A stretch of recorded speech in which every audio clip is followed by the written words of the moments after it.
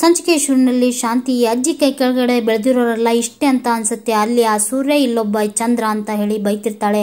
ಆಗ ಕ್ರಿಶ್, ಅಯ್ಯೋ ವಿಶ್ವಸುಂದರಿ, ನಾನು ಚಂದ್ರ ಅಲ್ಲ, ನನ್ನ ಹೆಸರು ಕ್ರಿಶ್ ಅಂತಾನೆ. ಆಗ ಮೀನಾ, ಹಾಗೆಲ್ಲ ವಿಶ್ವಸುಂದರಿ ಅಂತ ಹೇಳಬಾರ್ದು ಪುಟ್ಟ ಅಂತ ಹೇಳ್ತಿರುವಾಗ, ನಿನಗೇನೋ ಬಂದಿರೋದು ಪ್ರಾರಬ್ಧ ಅಂತ ಹೇಳಿ ಶಾಂತಿ ಕ್ರಿಶ್ಗೆ ಬೈತಿರ್ತಾಳೆ.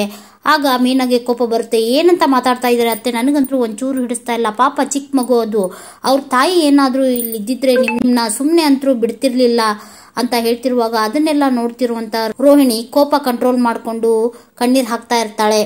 ಆಗ ಮನೋಜ, ಮೀನಾ, ನಮ್ಮಮ್ಮನ ಮೇಲೆ ಯಾಕೆ ವಾಯ್ಸ್ ರೈಸ್ ಮಾಡ್ತಿದ್ಯಾ ಅಂತ ಹೇಳಿ ಮಾತಾಡ್ತಿರುವಾಗ ಅಲ್ಲಿಗೆ ಬಂದಂತ ಸೂರ್ಯ ಮನೋಜನ್ಗೆ ಹೊಡಿತಾನೆ. ಆಗ ಶಾಂತಿ ಕೋಪದಿಂದ, ಯಾಕೋ ಮನೋಜನ್ಗೆ ಹೊಡಿತಾ ನೀ ಮಹಂಕಾಳಿ ಅಂತೆಲ್ಲ ಬೈದ್ರಲ್ಲ ಅಂತ ಹೇಳಿದಾಗ, ಅದೆಲ್ಲ ಬೈಗಳನ್ನ ನಿನಗೆ ಅಂತ ಹೇಳ್ತಿರ್ತಾಳೆ ಶಾಂತಿ.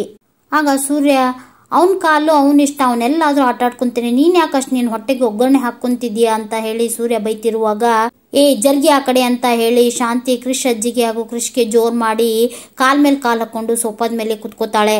ಇದು ನಮ್ಮ ಅಪ್ಪ ಕಟ್ಸಿರೋ ಮನೆ, ನನ್ನ ಮನೆ ಅಂತ ಹೇಳಿ ಮಾತಾಡ್ತಿರುವಾಗ ಸೂರ್ಯ, ಮೀನಾ, ಈ ಯೋಗಾಸನ ಎಲ್ಲ ಮಾಡಿರುವಾಗ ಶೀರ್ಷಾಸನ, ವಕ್ರಾಸನ, ವಜ್ರಾಸನ ಅಂತ ಇರುತ್ತಲ್ಲ, ಅದೇ ರೀತಿ ಸಕ್ಕರೆ ಕುತ್ಕೊಂಡಿದ್ದಾಳಲ್ಲ, ಇದು ಸಕ್ರಾಸನ ಇನ್ಮೇಲೆ ಅಂತ ಹೇಳಿ ನಗಾಡ್ತಾ ಇರ್ತಾನೆ. ಆಗ ಶಾಂತಿ ಕೋಪದಿಂದ, ಸಕ್ರಾಸನನೋ ವಕ್ರಾಸನನೋ ಒಟ್ನಲ್ಲಿ ಇದು ನಂದು, ನಾನು ಯಾರಿಗೂ ಬಿಟ್ಕೊಡಲ್ಲ ಅಂತ ಹೇಳಿ ಮಾತಾಡ್ತಿರುವಾಗ, ಬಿಟ್ಕೊಡ್ಬೇಡ, ಈ ಅರಮನೆನೇ ನಿಂದಂತೆ, ಈ ಸಕ್ರಾಸನ ನಿಂದಾಗಲ್ವಾ ಅಂತ ಹೇಳಿ ಸೂರ್ಯ ಮಾತಾಡ್ತಿರುವಾಗ, ಆವಾಗಲೇ ಅದೇನೋ ಅಂದೆಲ್ಲ ಸಕ್ಕರೆ, ಅದೇನದು ಅಂತ ಹೇಳ್ತಿರುವಾಗ ಮೀನಾ ಹೇಳೋಕೆ ಶುರು ಮಾಡ್ತಾಳೆ. ರೀ, ಈ ಅಜ್ಜಿ ಕೈ ಕೆಳಗಡೆ ಬೆಳೆದಿರೋರೆಲ್ಲ ಸರಿಯಾಗಿ ಬೆಳೆದಿರಲ್ವಂತೆ ಅಂತ ಹೇಳಿ ಹೇಳ್ತಾಳೆ ಮೀನಾ. ಬೆಳೆದಿರುವ 5 ಕಾಲಡಿ ಇನ್ನೇನ್ ಬೇಕು, ಇದೇ ಮಾತನ್ನ ಏನಾದ್ರೂ ಲಕ್ಕಿ ಮುಂದೆ ಹೇಳಿದ್ರೆ ಹಂಗೆ ಕುಕ್ಕಿ ಕುಕ್ಕಿ ಕುಕ್ಕಿ ಹಾಕ್ಬಿಡೋರು ಅಂತ ಹೇಳ್ತಿರ್ತಾನೆ ಸೂರ್ಯ. ಆಗ ಶಾಂತಿ, ಕುಕ್ಕೋದೊಂದು ಬಿಟ್ಟು ಏನ್ ಬರುತ್ತೆ ನಿಮ್ಮ ಅಜ್ಜಿಗೆ ಅಂತ ಹೇಳಿ ಲಕ್ಕಿಗೆ ಬೈತಿರ್ತಾರೆ ಅಂತ ಹೇಳಿ ಮನೋಜ ಹಾಗೂ ರವಿ ಬಗ್ಗೆ ಹೇಳ್ತಿರ್ತಾಳೆ ಶಾಂತಿ. ಆಗ ಸೂರ್ಯ, ಓಹೋ ಬಂಗಾರದ ಮಕ್ಕಳು, ಈ ಒಲಿಂಪಿಕ್ಸ್ ಅಲ್ಲೆಲ್ಲ ಕಳಿಸ್ಬಿಟ್ರೆ ರನ್ನಿಂಗ್ ರೇಸ್ ಅಲ್ಲಿ ಬಂಗಾರದ ಪದಕ ತಂದ್ಬಿಡ್ತಾರೆ, ಅದರಲ್ಲಿ ಇದೆಯಲ್ಲ ಇದು ಅಂತ ಹೇಳಿ ಮನೋಜನ್ನ ತೋರಿಸ್ತಾ, ಈ ಛಾಯಾ ಮಾರ್ತಾಂಡ ಸಂಬೂತ ತರ ರನ್ನಿಂಗ್ ರೇಸ್ ಹಚ್ಚಿಬಿಡ್ತಾನೆ ಅಂತ ಹೇಳಿ ಮನೋಜನ್ಗೆ ಬೈತಿರ್ತಾನೆ. ಅಲ್ಲ ಸಕ್ರೆ, ಅದು ಸಣ್ಣ ಮಗು, ಅದ್ರ ಮೇಲೆ ನೀನು ಆಕ್ರೋಶ ತೋರಿಸ್ತಿದಿಲ್ಲ, ನಿನ್ಗೇನು ಅನ್ಸಲ್ವಾ ಅಂತ ಹೇಳಿ ಶಾಂತಿಗೆ ಬೈತಿರ್ತಾನೆ ಸೂರ್ಯ. ಕ್ರಿಶ್ ಅಜ್ಜಿ, ನೋಡಪ್ಪ ಸೂರ್ಯ, ನಾನು ಇವಾಗಲೇ ಹಾಸ್ಪಿಟ್ಲಿಗೆ ಹೊರಡ್ತೀನಿ, ಅಲ್ಲಿಂದ ಬ್ಯಾಂಡೇಜ್ನ ಬಿಚ್ಚಿಸ್ಕೊಂಡು ನಮ್ಮ ಊರಿಗೆ ಹೊರಡ್ತೀವಿ ಅಂತ ಹೇಳ್ತಿರುವಾಗ, ನೋಡಮ್ಮ, ನಾಳೆ ಒಂದೇ ದಿನ ಟೈಮ್ ಇರೋದು, ನಾಳೆ ನಾನೇ ಹಾಸ್ಪಿಟ್ಲಿಗೆ ಕರ್ಕೊಂಡು ಹೋಗ್ತೀನಿ, ನೀವೇನು ಯೋಚನೆ ಮಾಡಬೇಡಿ, ನಮ್ಮ ಸಕ್ರೆ ಬಾಯಿ ಹೊರಟು ಅಷ್ಟೇ, ಅವ್ರ ಮನಸ್ಸು ಮಾತ್ರ ತುಂಬ ಒಬ್ಬಟ್ಟಿದ್ದಾಗೆ ಅಲ್ವಾ ಸಕ್ರೆ, ಅವ್ರ ಮನಸ್ಸಲ್ಲಿ ಯಾವುದೇ ರೀತಿ ಕಲ್ಮಶನೇ ಇಲ್ಲ ಅಂತ ಹೇಳಿ ಸಕ್ರೆನ ನೋಡ್ತಾ ಹೇಳ್ತಿರ್ತಾನೆ ಸೂರ್ಯ. ಆದರೂ ಸಹ ಕ್ರಿಶ್ ಅಜ್ಜಿ, ಪರವಾಗಿಲ್ಲಪ್ಪ, ನಾನು ಹೊರಡ್ತೀನಿ ಅಂತ ಹೇಳ್ತಿರುವಾಗ ಮೀನಾ, ನೋಡಮ್ಮ ನೀವು ಬನ್ನಿ ಅಂತ ಹೇಳಿ ಅವ್ರನ್ನ ಕರ್ಕೊಂಡು ಹೊರಡ್ತಿರ್ತಾರೆ. ಆಗ ಸೂರ್ಯ ಕೃಷ್ಣ ಎತ್ಕೋತಾನೆ. ಆಗ ಕ್ರಿಶ್ ವಿಶ್ವಸುಂದರಿ ಅಂತ ಹೇಳ್ತಾ ಅಲ್ಲಿಂದ ಸೂರ್ಯ, ಕ್ರಿಶ್ ಹಾಗೂ ಕ್ರಿಶ್ ಅಜ್ಜಿ ಮೀನಾ ಹೊರಡ್ತಾರೆ. ಈ ಕಡೆ ಮನೋಜ, ಅಯ್ಯೋ ಇವತ್ತು ನಾನು ಹೊರಗಡೆನೆ ಮಲಗಬೇಕಾ ಅಂತ ಹೇಳಿ ಅಲ್ಲೇ ಇರೋ ಕುರ್ಚಿ ಮೇಲೆ ಕುತ್ಕೊಂತಾನೆ. ಆಗ ಅದನ್ನ ಕೇಳಿಸ್ಕೊಂಡಂತ ರೋಹಿಣಿ ಕೋಪ ಮಾಡ್ಕೋತಾಳೆ. ಒಬ್ಬ ದೊಡ್ಡ ಬಿಸ್ನೆಸ್ ಮ್ಯಾನ್ಗೆ ಇಂಥ ಗತಿ ಬರಬಾರ್ದಾಗಿತ್ತು ಅಂತ ಹೇಳಿ ಮನೋಜ ಮಾತಾಡ್ತಿರುವಾಗ ಶಾಂತಿ, ಅದನ್ನ ನಿನ್ನ ಹೆಂಡತಿಗೆ ಹೇಳು, ನೀವಿಬ್ರು ಸೇರಿ ಒಪ್ಕೊಂಡೆ ತಾನೇ ಅವ್ರಿಗೆ ಆ ರೂಮ್ ಕೊಟ್ಟಿದ್ದು, ಗುಂಗ್ರಿ, ನಾಳೆ ಎಷ್ಟೊತ್ತಿದ್ರು ಅವ್ರನ್ನ ಈ ಮನೆಯಿಂದ ಹೊರ ಹಾಕೋ ವ್ಯವಸ್ಥೆ ಮಾಡು ಅಂತ ಹೇಳ್ತಾ ಶಾಂತಿ ಅಲ್ಲಿಂದ ಹೊರಡ್ತಾರೆ. ಈ ಕಡೆ ರೂಮಲ್ಲಿ ಮೀನಾ ಬಟ್ಟೆ ಮಾಡಿಸ್ತಾ ಇರ್ತಾಳೆ. ಆಗ ಅಲ್ಲಿಗೆ ಬಂದ ಶಾಂತಿ, ಏನೇ ಇದು, ಈ ರೂಮ್ ಆದ್ರೂ ನಂದು ಹೌದಾ ಅಲ್ವಾ ಅಂತ ಹೇಳಿ ಪ್ರಶ್ನೆ ಮಾಡ್ತಿರ್ತಾಳೆ. ಆಗ ಅಲ್ಲಿಗೆ ಬಂದ ಸೂರ್ಯ, ಅಯ್ಯೋ ಮತ್ತೆ ರೂಮ್ಗೋಸ್ಕರ ಗಲಾಟೆ, ನಿಮ್ ಚಾಳಿನೇ ಆ ಮನೋಜನ್ಗೂ ಬಂದಿರೋದು ಅಪ್ಪಂಗೆ, ಅದಕ್ಕೆ ಅವನ ಆ ರೀತಿ ಎಲ್ಲ ಆಡೋದು, ಹೋಗ್ಲಿ ಅತ್ತಗೆ ನೀವೇ ಈ ರೂಮ್ನ ಇಟ್ಕೊಳ್ಳಿ, ನೀನ್ ಬೇಗ ಬಾರೆ ಅಂತ ಹೇಳಿ ಕರೀತಾ ಬಾಗ್ಲಲ್ಲಿ ನಿಂತ್ಕೊಂತಾನೆ ಸೂರ್ಯ. ಆಗ ಮೀನಾ ಬಟ್ಟೆನ ಎತ್ತಿಡ್ತಾ ಇರ್ತಾಳೆ. ಆಗ ಶಾಂತಿ ಅವಸರವಾಗಿ ಎಲ್ಲ ನಿಟ್ಟಿಟ್ಟು ನಿಧಾನಕ್ಕೆ ಮಾಡ್ತಾಳೆ ಅಂತ ಹೇಳಿ ಗುಣಗ್ತಾ ಇರ್ತಾಳೆ. ಆಗ ಮೀನಾ ಬಟ್ಟೆನೆಲ್ಲ ಎತ್ತಿಟ್ಟು, ಬನ್ನಿ ನಿಮ್ಗೆ ಹಾಲು ಬಿಸಿ ಮಾಡ್ಕೊಡ್ತೀನಿ ಅಂತ ಹೇಳಿ ಸೂರ್ಯನ ಕರ್ಕೊಂಡು ಅಲ್ಲಿಂದ ಹೊರಡ್ತಾರೆ. ಈ ಕಡೆ ಮನೋಜ ರೋಹಿಣಿಗೆ, ನೋಡ್ ರೋಹಿಣಿ, ನಾನು ನಿನ್ನೆ ಹೋಗ್ಲಿ ಪಾಪ ಅಂತ ಹೇಳಿ ನಮ್ಮ ರೂಮ್ನ ಬಿಟ್ಕೊಟ್ಟಿದ್ದೆ, ಆದ್ರೆ ಇವತ್ತು ಮಾತ್ರ ನಾನು ರೂಮ್ನಲ್ಲಿ ಮಲ್ಕೊಳ್ಳೇಬೇಕು, ಅವ್ರನ್ನ ಇವತ್ತು ನಮ್ಮ ರೂಮ್ಗೆ ಹೋಗ್ಬೇಡ ಅಂತ ಹೇಳ್ಬಿಡು ಅಂತ ಹೇಳಿದಾಗ, ಏನ್ ಮನೋಜ್ ನೀವು ಯಾಕ್ರಿ ರೂಮ್ ಅಂತೀರಾ, ಒಂದ್ ದಿವಸ ನಿಮ್ಗೆ ಹೊರಗಡೆ ಮಲ್ಕೊಳಕ್ ಆಗಲ್ವಾ ಅಂತ ಜೋರ್ ಮಾಡ್ತಾಳೆ.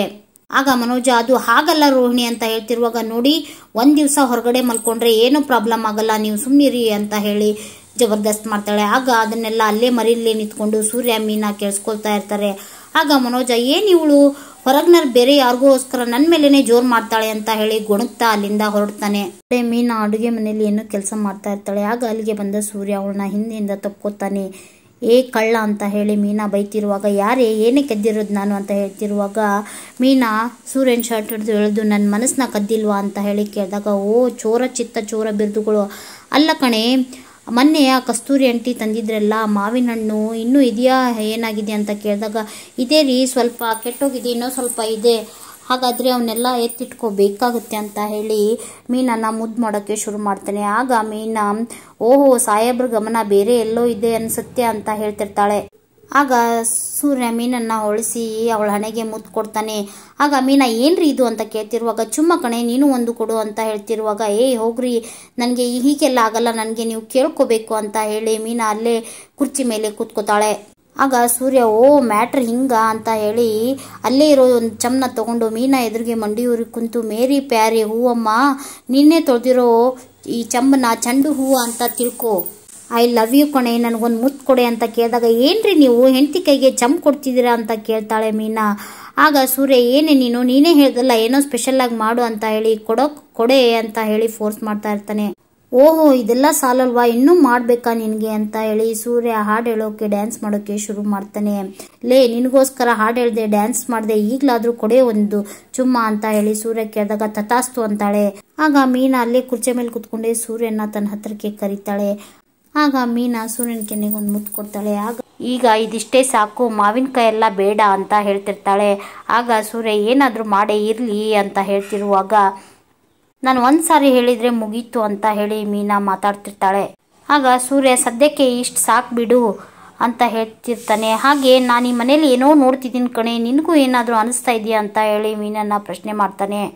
ಆಗ ಮೀನಾ ಯಾವ ವಿಷಯ ರೀ ಅಂತ ಕೇಳಿದಾಗ ಈ ಪೌಡ್ರು ಬಲೆ ಆಡ್ತಿಲ್ವಾ, ಆ ಕ್ರಿಶು ಮನೆಗೆ ಬಂದ ಮೇಲೆ ಅವನ್ನ ತುಂಬ ಹಚ್ಕೊಂಡಿದ್ದಾಳೆ ಅಂತ ಹೇಳ್ತಿರುವಾಗ ಅಲ್ಲೇ ರೋಹಿಣಿ ಹೋಗ್ತಾ ಇರ್ತಾಳೆ. ಆಗ ಸೂರ್ಯ ಮೀನನ್ ಮಾತನ್ನ ಕೇಳಿಸ್ಕೊಂಡು ರೋಹಿಣಿ ಅಲ್ಲೇ ನಿಂತ್ಕೋತಾಳೆ. ಕಣೆ ನೀನಾದ್ರೆ ಕೃಷ್ಣ ತುಂಬ ದಿನದಿಂದ ನೋಡ್ತಾ ಇದೀಯಾ, ಪರಿಚಯ ಇದೆಯಾ, ಓಕೆ, ಆದ್ರೆ ಈ ಪೌಡ್ರನ್ನ ನೋಡಿದ್ರೆ ಆ ಕ್ರಿಶು ಎಷ್ಟೋ ದಿವಸಗಳಿಂದ ನೋಡಿದ ಕೃಷ್ಣನ್ ತರ ಆಡ್ತಾ ಇದ್ದಾನಲ್ಲೇ, ಯಾಕೆ ಅಂತ ಕೇಳ್ತಿರ್ತಾನೆ. ಆಗ ಅವ್ರ ಮಾತನ್ನೆಲ್ಲ ಅಲ್ಲೇ ನಿಂತ್ಕೊಂಡು ಕೇಳಿಸ್ಕೊಂತಿರೋ ರೋಹಿಣಿಗೆ ಗಾಬರಿ ಆಗುತ್ತೆ. ಇಲ್ಲಿ ಏನೋ ಇದೆ ಕಣೆ, ನನಗೆ ಅನುಮಾನ ಬರ್ತಿದೆ ಅಂತ ಹೇಳಿ ಸೂರ್ಯ ಪ್ರಶ್ನೆ ಮಾಡ್ತಿರ್ತಾನೆ. ಆಗ ಮೀನಾ ಹೌದು ರೀ, ನನಗೂ ಒಂದು ಅನುಮಾನ ಬಂತು, ಏನು ಅದು ಅಂತ ಹೇಳಿ ಸೂರ್ಯ ಕೇಳಿದಾಗ ರೋಹಿಣಿ ಅವ್ರಿಗೆ ಮಕ್ಕಳ ಮೇಲೆ ಆಸೆ ಆಗ್ತಾ ಇದೆ, ಅವ್ರಿಗೆ ತಾಯಿ ಆಗ್ಬೇಕು ಅಂತ ಅನಿಸ್ತಿದೆ ಅಂತ ಹೇಳ್ತಾಳೆ ಮೀನಾ. ಆಗ ರೋಹಿಣಿಗೆ ಶಾಕ್ ಆಗುತ್ತೆ. ಓಹೋ ಹೌದು ಕಣೆ, ನಾನು ಈ ಆಂಗಲಲ್ಲೇ ಯೋಚನೆನೇ ಮಾಡಿರಲ್ಲ, ನನ್ನ ತಲೆಗೆ ಈ ಆಂಗಲಲ್ಲಿ ಯೋಚನೆನೇ ಬಂದಿರಲ್ಲ, ಕರೆಕ್ಟು ಅಮ್ಮ ಆಗೋ ಆಸೆ ಬಂದಿದ್ಯಾ, ಪೌಡ್ರಮ್ಮಂಗೆ ನಮಗೂ ಅಪ್ಪ ಆಗ್ಬೇಕು ಅನ್ನೋ ಆಸೆ ಬರ್ತಾ ಇದೆ ಅಂತ ಹೇಳಿ ಮತ್ತೆ ಮೀನನ್ನ ಮಿದ್ ಮಾಡೋಕೆ ಶುರು ಮಾಡ್ತಾನೆ. ಇದನ್ನೆಲ್ಲ ಕೇಳಿಸ್ಕೊಂಡ ರೋಹಿಣಿ ತಲೆ ಚುಚ್ಕೋತಾ ಹೊಳ್ ನೋಡ್ತಾಳೆ. ಆಗ ಅವಳನ್ನ ನೋಡ್ತಾ ಮನೋಜ ಗೋಡೆಗೆ ಹೊರ್ಕೊಂಡು ನಿಂತ್ಕೊಂಡಿರ್ತಾನೆ.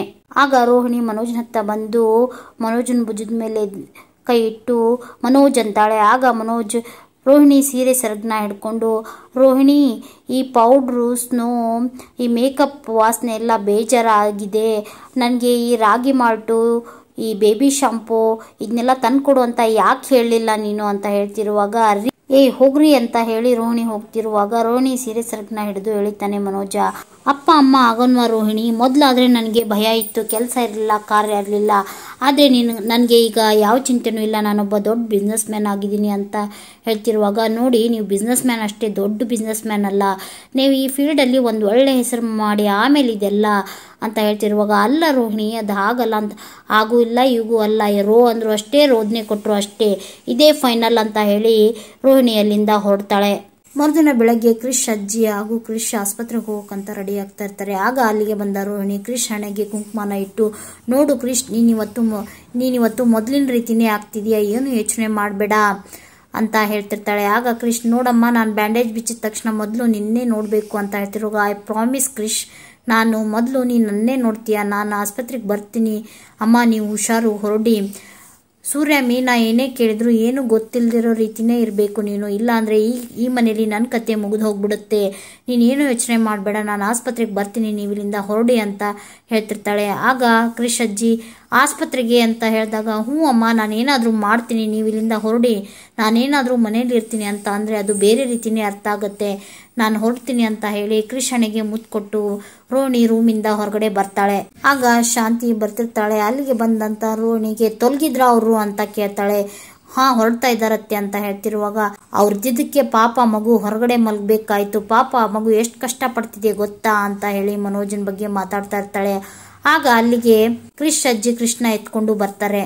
ಆಗ ಕ್ರಿಶ್ ಅಜ್ಜಿ ನಾವಿನ್ ಹೊರಡ್ತೀವಿ ಅಂತ ಹೇಳಿದಾಗ ಹೊರಡಿ ಮತ್ತೆ ಈ ಕಡೆ ತಲೆ ಹಾಕ್ಬೇಡಿ, ಹಾಗೇನಾದ್ರೂ ನನ್ಗೆ ಆಶ್ರಯ ಕೊಟ್ಟಿದ್ ಮನೇನ ನೋಡ್ಬೇಕು ಅಂತ ಅನ್ಸಿದ್ರೆ ಅಲ್ಲಿಂದನೇ ನೋಡ್ತಾ ನನ್ ಮನೋಜನ್ಗೆ ಒಳ್ಳೇದಾಗ್ಲಿ ಅಂತ ಹರಿಸಿ ಅಲ್ಲಿಂದನೇ ಹೊರಟ್ಬಿಡಿ. ಅಲ್ಲ, ಮನೇನ ಮನೆ ತರ ನೋಡ್ಬೇಕು, ಧರ್ಮಛತ್ರ ಆಸ್ಪತ್ರೆ ತರ ನೋಡ್ಬಾರ್ದು. ಅಲ್ಲ, ನಾವೇನಿಲ್ಲ ಅನ್ನ ಸಂತರ್ಪಣೆ ನಡೆಸ್ತಾ ಇದೇವಾ ಅಂತ ಹೇಳ್ತಿರುವಾಗ ಅದನ್ನೆಲ್ಲ ಕೇಳಿಸ್ಕೊಂಡಂತ ರೋಹನ್ಗೆ ತುಂಬಾ ದುಃಖ ಆಗ್ತಿರುತ್ತೆ.